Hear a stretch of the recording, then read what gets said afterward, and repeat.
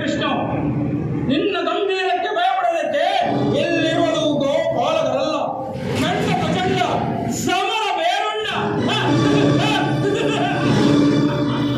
ಪ್ರತಾಪದುರಂದರನಾದ ಶಿಶುಪಾಲನು. ಅಂದರೆ ಮರಣಕ್ಕೆ ಸಿದ್ಧನಾಗು. ಏನು ಮರಣವೇ?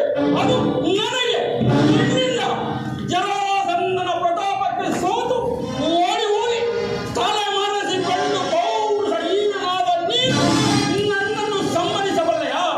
ಅಲ್ಲದೆ ಗೋಪಿಕಾ ಶ್ರೀಯನ್ನು ಅಪಹರಿಸುವವನಿಗೆ ಎಷ್ಟೊಂದು ಪಗರೆ ನಿನ್ನ ವಿವೇಕತನ. ಶಿಶುಪಾಲ, ಧರ್ಮನಂದನ, ಪರಮಾತ್ಮನ ಮೇಲೆ ಬಂದವೇಕೆ? ಶಾಂತನಾಗು ತಮ್ಮ, ಶಾಂತನಾಗು. ಧರ್ಮನಂದನ, ನೀವು ನಿಮ್ಮ ಗುಣಕ್ಕನುಸಾರವಾಗಿ ಹೇಳಿದಿರಿ, ಆದರೂ ಹೇಳುವೆನು ಕೇಳಿ.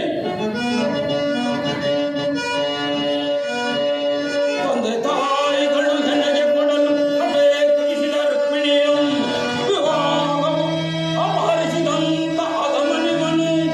ನಾನು ಪ್ರೇಮಿಸಿದ ರುಕ್ಮಿಣಿಯು ವಿವಾಹವಾಗನೀತನಿವನು. ಇವನನ್ನು ಮನ್ನಿಸುವುದು ಸಾಧ್ಯವೇ ಧರ್ಮಜ?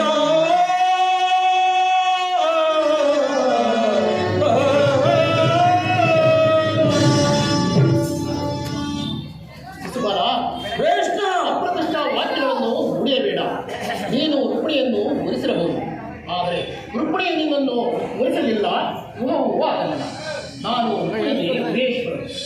ನನ್ನನ್ನು ನಿಲ್ಲಿಸಲು ಸರಿಯೇ, ಆದರೆ ರಮಣಾದೇವಿಯಾದ ರುಕ್ಮಿಣಿಯನ್ನು ನಿಲ್ಲಿಸಿದ ನಿನ್ನ ವಾಕ್ಯಗಳನ್ನು ಮಾತ್ರ ಸರಿ.